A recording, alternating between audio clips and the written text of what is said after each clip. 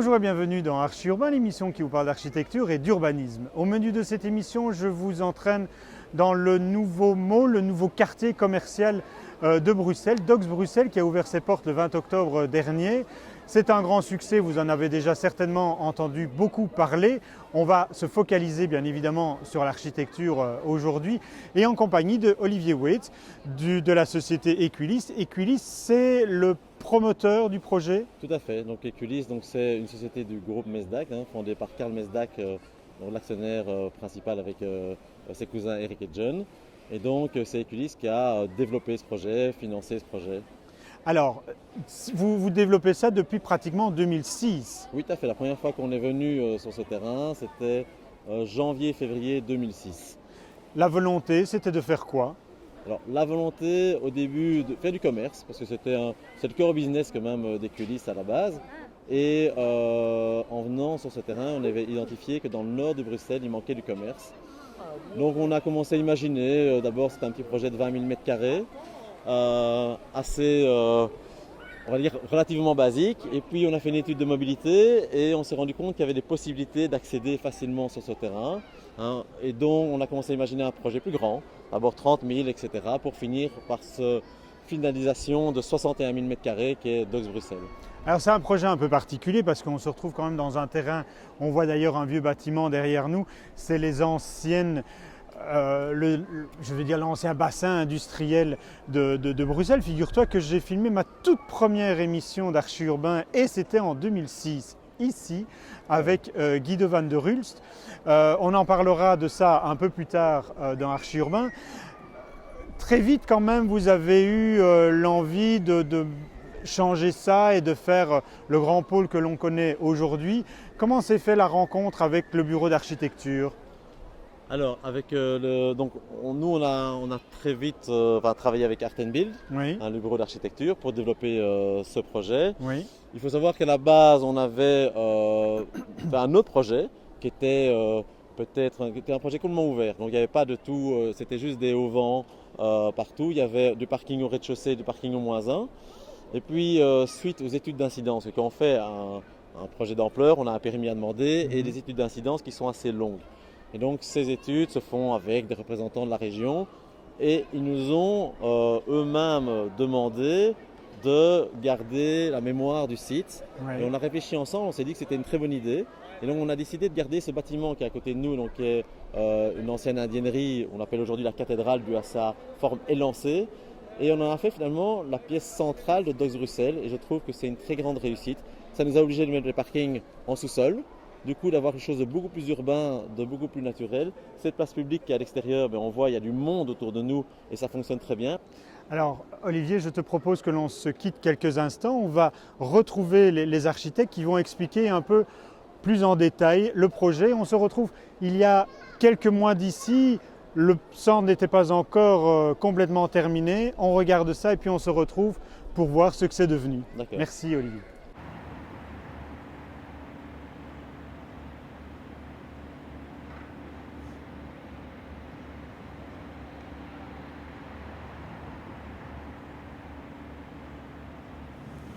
Docks Bruxelles est un projet commercial qui est commandé par un client exclusivement belge. Donc, il s'agit du groupe Equilis, qui est une filiale immobilière du groupe Mesdac.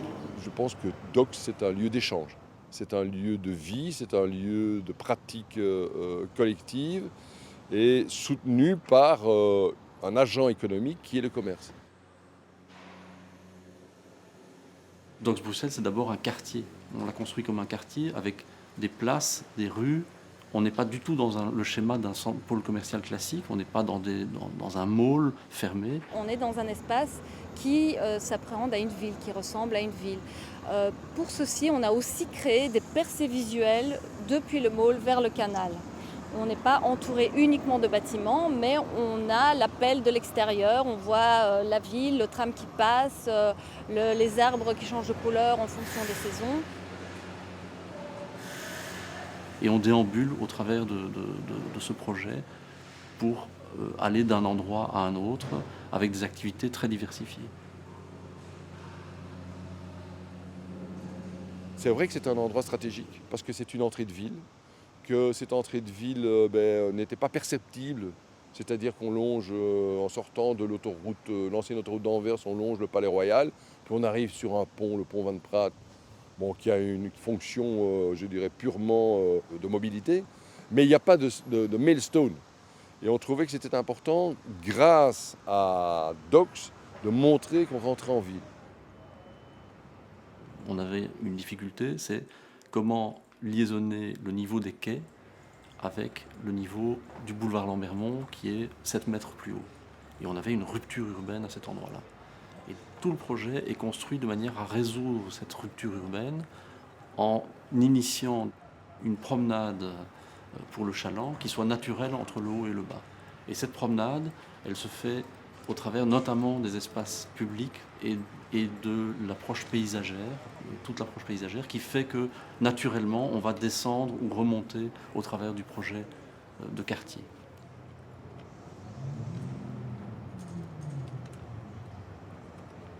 On a conçu différents bâtiments sur le centre et chaque bâtiment a été conçu avec une architecture propre pour composer et recréer l'effet qu'on a en se promenant dans une ville de bâtiments nés à un moment différent, en situations différentes, avec des volontés et des programmes différents.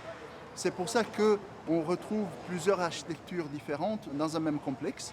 On a des bâtiments qui sont très contemporains avec des formes organiques en habillage métallique. On a des bâtiments plus monolithiques, calmes, structurés en habillage terracotta. On a voulu une forte présence de bois qui a un côté durable et aussi apporte beaucoup de chaleur et du vivant au bâtiment. Tout un travail très important a été fait sur les matériaux des aménagements des espaces extérieurs et intérieurs au sol pour essayer de créer une continuité entre la partie tout à fait à ciel ouvert et la partie qui se trouve dans le mall sous cette immense verrière qui veut être continue. L'idée c'est d'effacer la séparation entre l'extérieur et l'intérieur pour créer une continuité, un espace unique qui soit le plus possible apparentable à une ville. On a au départ 2 niveaux principaux de commerce superposés, l'un qui est en liaison avec le quai des usines, l'autre qui est en liaison avec le boulevard Lambermont. Ces 2 niveaux superposés se sont greffés à cela des activités productives. On a 8000 m² d'activités productives à front du canal. On a des activités de loisirs et par ailleurs on a des cinémas. Des cinémas qui viennent sur le 3e niveau du pôle commercial. On a aussi un concept innovant en matière de cinéma avec 8 salles de cinéma qui ont une qualité de projection, une qualité de réception complètement atypique. Et puis le 3e élément de loisirs qui vient s'installer, c'est une grande salle polyvalente qui surplombe la proue de l'ensemble Docks.